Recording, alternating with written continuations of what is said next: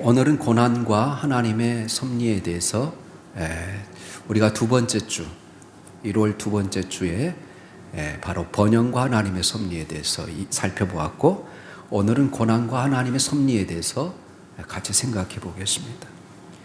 여러분, 영성생활의 모든 축복은 하나님의 말씀으로부터 흐릅니다. 우리가 지난 시간에 민수기 6장 24절과 26절까지 아론의 축도에 대해서 생각해 봤습니다. 이 말씀을 다시 한번 짚어보고 오늘 말씀 속으로 들어가려고 합니다. 하나님은 이 아론의 축도처럼 이 제사장의 기도를 통해서 하늘의 축복을 세상에 흐르게 하시는 것입니다. 제사장은 하나님의 사랑과 복을 사람들에게 전달하는 사람입니다. 세상의 아픔과 고난 가운데 있는 하나님의 자녀들 위하여 중보하는 사람들입니다. 왕같은 제사장의 기도는 하나님의 복과 은혜와 치료와 구원을 사람들에게 전하고, 고난받는 사람들을 하나님께 중보하는 사명이 바로 제사장의 사명이라 그랬습니다.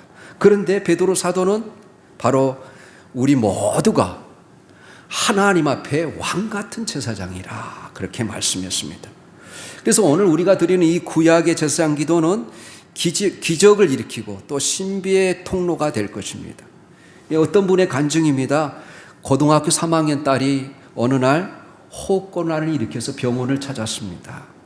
정밀 검진 결과 간에서 7개의 점을 발견하고 비장과 폐에서 다른 점들이 발견되었는데 췌장 종양으로 생존 가능성이 없다는 진단을 받았습니다. 이 두려움과 불안 가운데서 그의 딸은 수술을 받게 되었는데, 수술실에 들어가기 전에 그녀의 아버지는 딸의 머리를 두 손으로 콕 붙들고 제사장의 기도를 드렸습니다. 여호와 하나님이 내게 복을 주시고 너를 지키시기를 원하며, 주님이 너에게 그 얼굴빛을 비추시며 은혜 베푸시기를 원하며, 하나님은 그 얼굴을 내게로 향하여 드사 평강 주시기를 원하나이다. 하나님은 이 아버지의 제사장의 기도를 들으시고 그 얼굴빛을 딸에게 비추어 그녀의 병을 고쳐주셨습니다. 지금 그녀는 건강한 몸으로 직장 생활을 잘하고 있습니다. 아버지는 딸에게 제사장이 되어 딸에게 하나님의 복을 전달하고 딸을 위하여 간절한 제사장의 기도를 드렸습니다.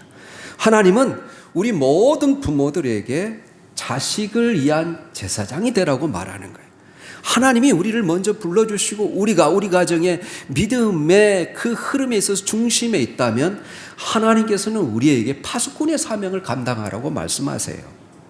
하나님은 그래서 모든 부모들이 자식들을 위하여 축복할 때 그 축복이 이루어지게 하시는 하나님이에요. 왜냐하면 우리가 자식을 위한 그 기도는 진실하지 않습니까? 간절하지 않습니까?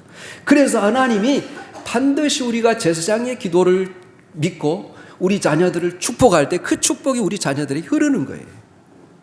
오늘 우리가 이렇게 우리 자녀들뿐만 아니라 이웃과 세상을 위해서 제사장의 축복의 기도를 드릴 때 우리는 하늘의 축복을 전달하는 하나님의 천사가 될 줄 믿습니다. 주님, 우리 모든 성도들이 왕같은 제사장이 되어 자녀와 이웃과 세상을 위하여 제사장의 기도를 드림으로 하늘의 축복을 이 땅에 흘러보내게 하소서. 그렇게 제가 기도하고 있습니다. 여러분, 오늘은 고난과 하나님의 섭리에 대해서 살펴보겠습니다. 오늘 이 8절부터 22절까지 내용을 한마디로 이야기한다면, 바로 왕이 히브리 민족을 말살하는 정책을 고발하고 있어요. 오늘 8절이 이렇게 시작하지 않습니까? 요셉을 알지 못하는 새 왕이 일어나 애굽을 다스리더니, 이렇게 되어 있습니다. 요셉을 알지 못하는 새로운 왕, 이 새로운 왕이 누구냐?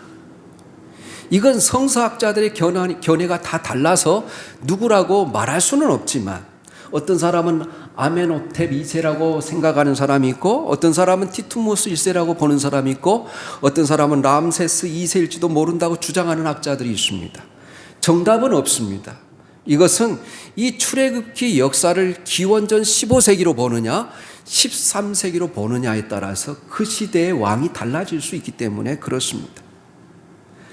이에 대한 견해가 다 다르지만 이 성서 고고학이 더 발전된다면 더 명확하게 이 문제에 대해서 해답을 줄 수 있을지도 모르겠습니다.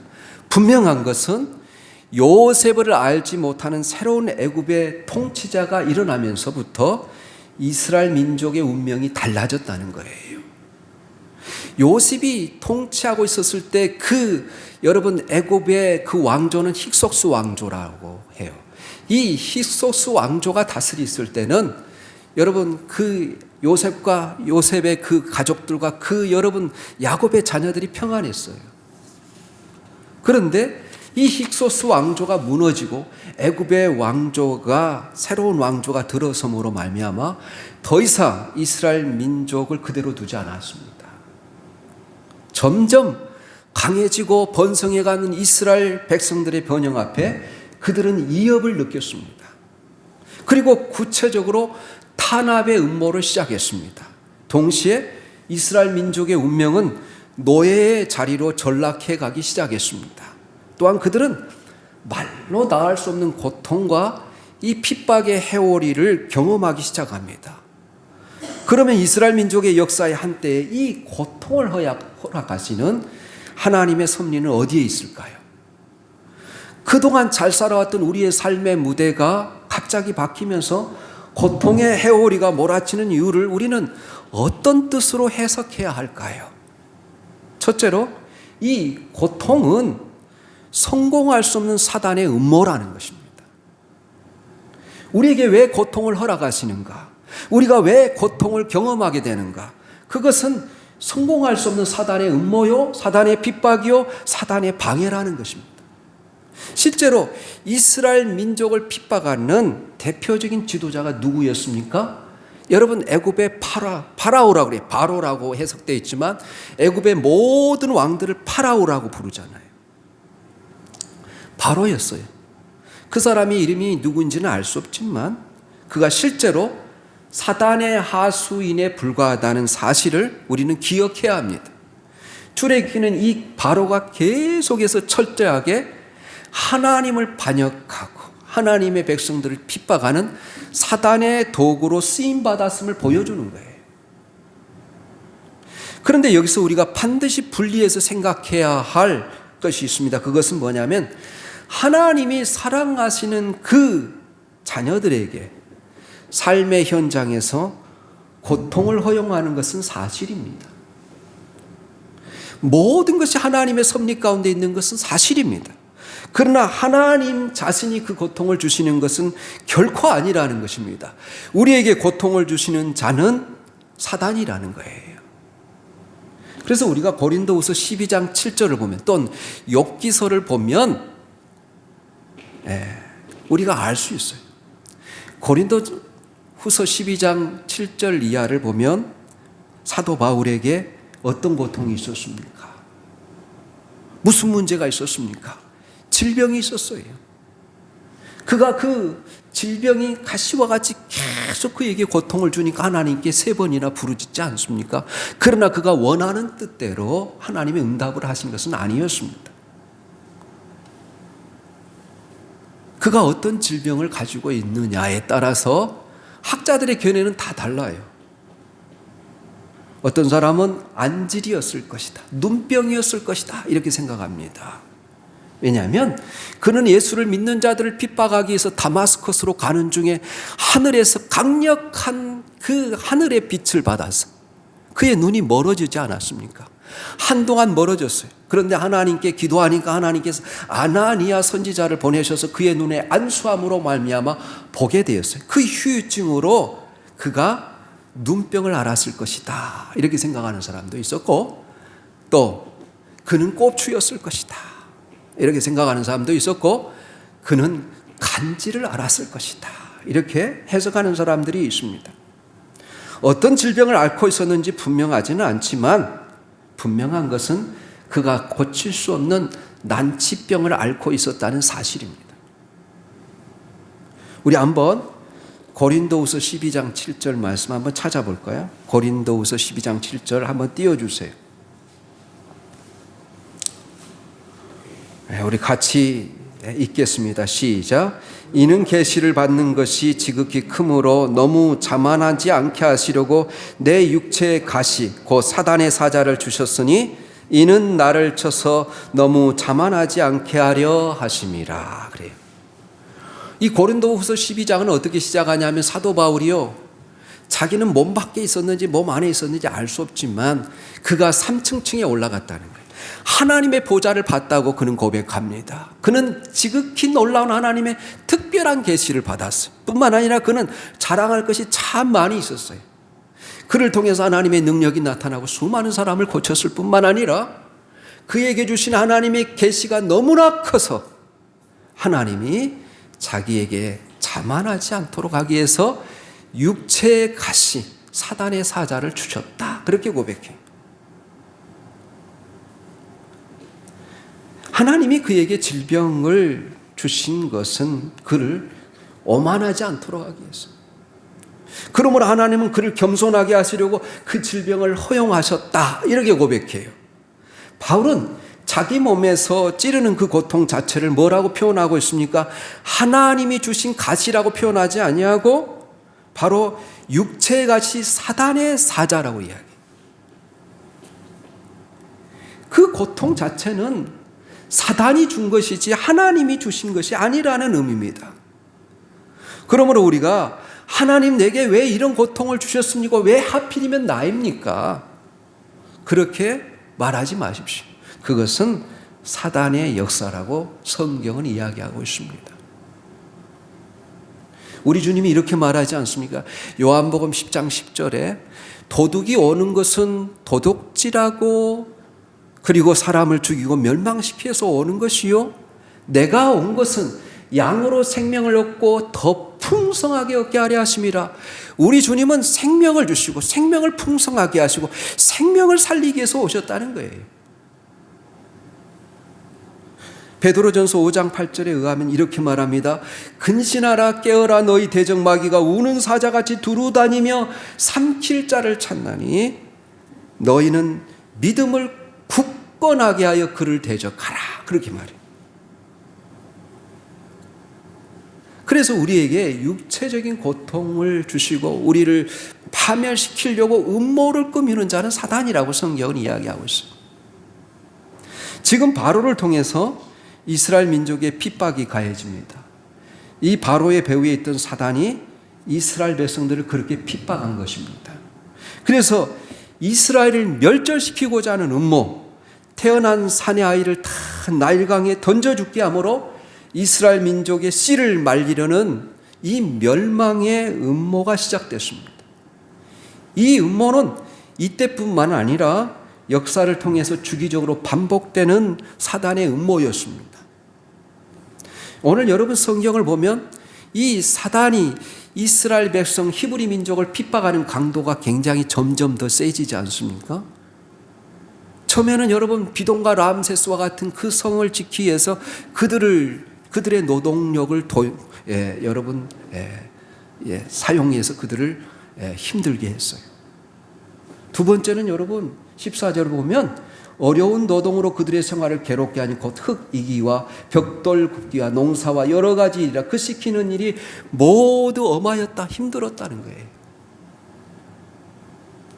그 다음에 최종적으로 마지막 절에 바로가 그 모든 백성의 명령을 이르되 아들이 태어나거든 너희는 그를 나일 강에 던지고 딸이거든 살려두라. 남자 아이들을 멸절시키는 그런 그 핍박을 하게 되는 것이죠. 여러분, 이러한 이스라엘 백성을 멸절시키려고 하는 음모는 성경에 또 한 번 나타나게 되죠. 언제 여러분 이스라엘 백성들이 멸절될 뻔했습니까? 그것은 에스더서의 에스더 왕비와 관련된 사건이 있지 않습니까? 누구의 음모였습니까? 페르시아 시대의 아수에로 왕 앞에 그 가장 높은 총리였던 하만이 이스라엘 백성을 다 죽이려고 음모를 꾸미죠. 그런데 성공했을까요? 실패했을까요? 하나님께서 이 에스더의 죽으면 죽으리라는 각오를 가지고 왕 앞에 나갔을 때, 또 모르드게 그의 삼촌이 여러분 모든 이스라엘 민족들과 함께 금식하며 기도함으로 하나님께서 그것을 실패하게 하시고 오히려 이스라엘 민족들을 드러내게 하시며 에스더 왕을 더 존귀하게 만드시죠. 그것으로 인해서 이스라엘의 귀한 절기가 생기게 되는데, 그것은 뭐냐면 부림절이에요. 에스더서에서 이야기하는 것이죠. 예수님 출생 당시에도 헤롯 왕은 임금이 태어났다고 동방 박사들이 그들에게 와서 보고했을 때 바로 유아들을 살해할 것을 지시합니다. 사단과 그의 조종을 받은 유대인들은 예수 그리스도를 십자가에 못 박아 죽음으로써 인류를 구원하시고자 하신 하나님의 구원 계획을 방해하려 했지만, 하나님은 그 악한 자들의 계교를 오히려 이용하여서 인류를 구원하는 결정적인 기회로 삼습니다. 이렇듯 하나님의 뜻을 방해하려고 악한 자들의 계교가 여러분 성경에 성공했습니까? 실패했습니까? 결국은 도리어 하나님의 선하신 뜻을 이루어 드릴 뿐이었습니다. 그래서 오늘 여러분 12절에 보면 이렇게 말하는 거예요. 그러나 학대를 받을수록 더욱 번성하여 퍼져나가니 애굽 사람이 이스라엘 자손으로 말미암아 근심하였다, 이렇게 되어 있습니다. 그러므로 여러분 악한 사단의 역사로 말미암아 여러분이 고통 가운데 있을지라도 두려워하거나 염려하지 마십시오. 사단을 향해서 이렇게 외치십시오. 내 음모와 내 핍박은 성공할 수 없느니라. 내가 예수 이름으로 명하노니 사단아 물러가라. 사단아 결박될지어다. 이렇게 하나님 앞에 여러분 기도하고 부르짖게 되면 어떤 일이 일어날 수 있을까요?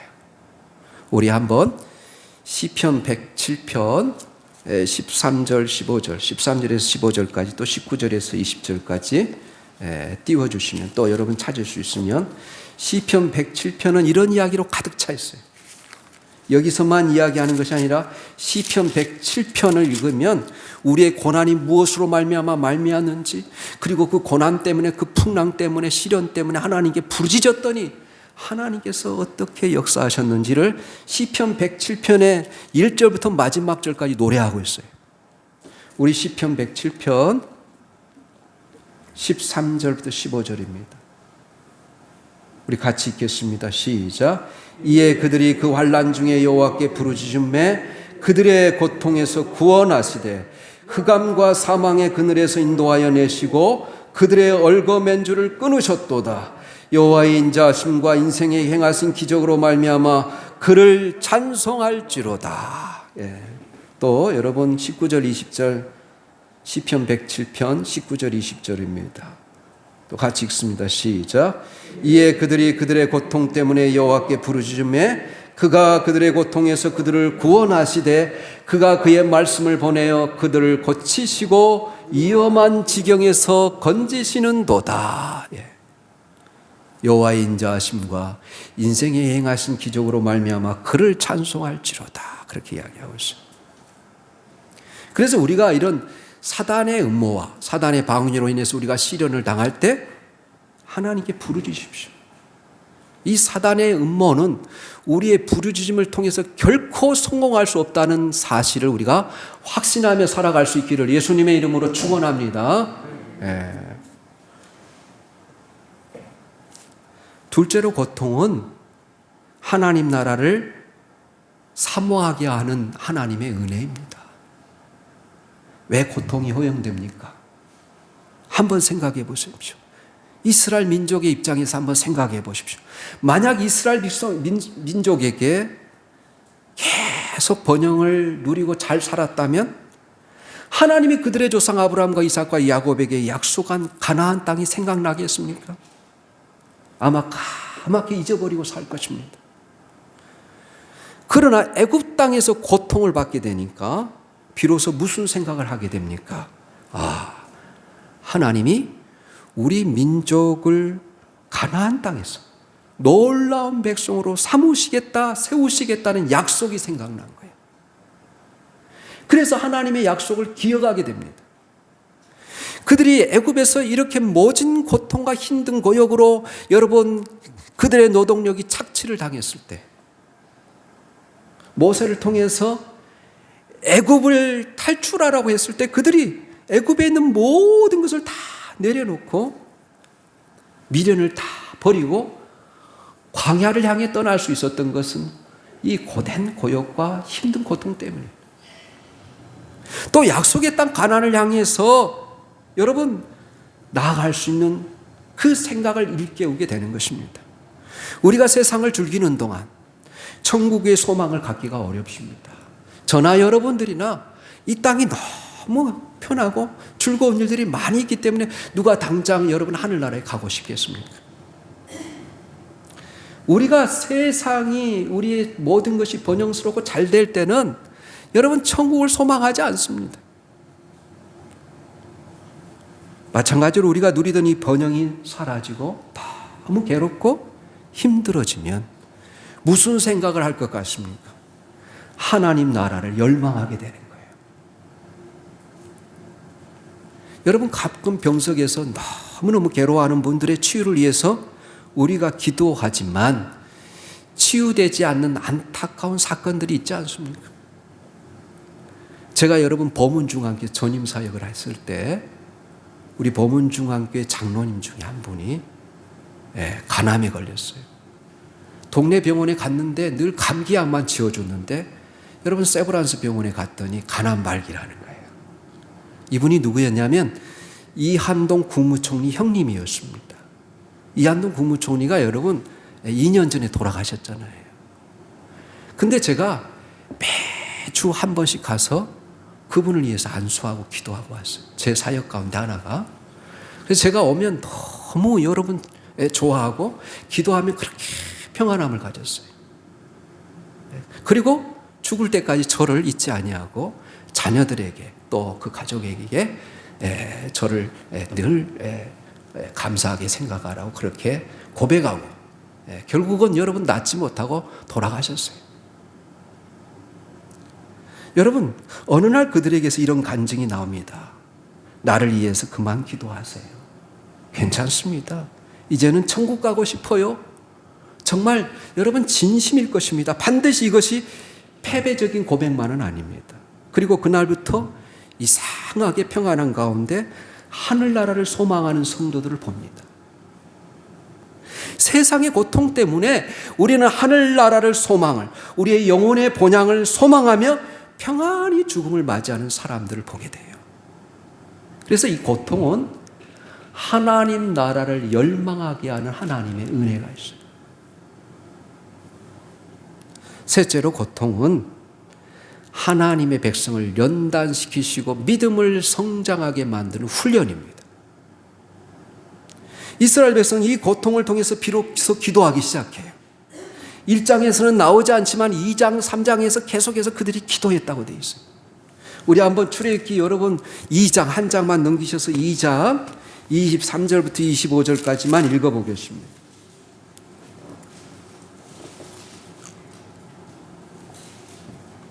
우리 출애굽기 2장 23절부터 25절이에요.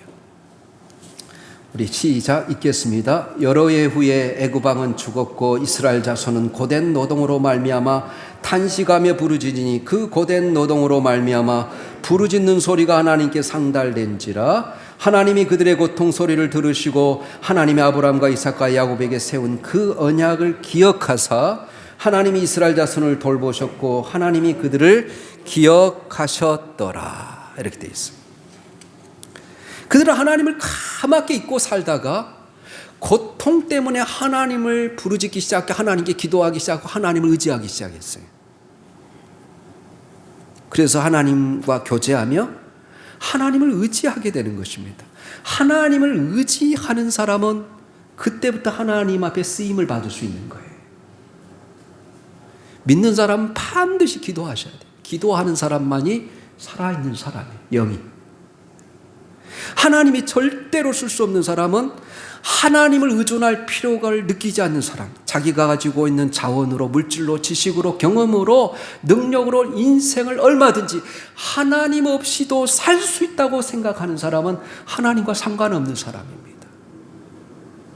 우리가 겪고 있는 이 고통은 우리를 하나님 앞에서나 사람 앞에서나 겸허하게 만드는 거예요. 고통을 통해서 우리는 하나님을 의지하고 신뢰하게 되는 것입니다. 그때 비로소 우리는 하나님이 우리를 통해서 일하시는 것을 경험하게 돼요. 여러분, 결정적으로 이스라엘 백성들이 이렇게 고통을 받으면서 멸절되지 아니하고 그들의 생명을 보존하는 그 과정에 있어서 하나님이 특별히 사용한 사람들이 있었지 않습니까? 누구였습니까? 산파들이었어요. 네, 아이를 낳는데 도와주는 사람을 산파라고 하지 않습니까? 이 산파들의 이름이 무엇이었습니까? 십부라와 부하였어요. 이 산파들에게 어떤 지시와 명령을 내립니까? 애굽왕이? 그것이 15절에서 16절이에요.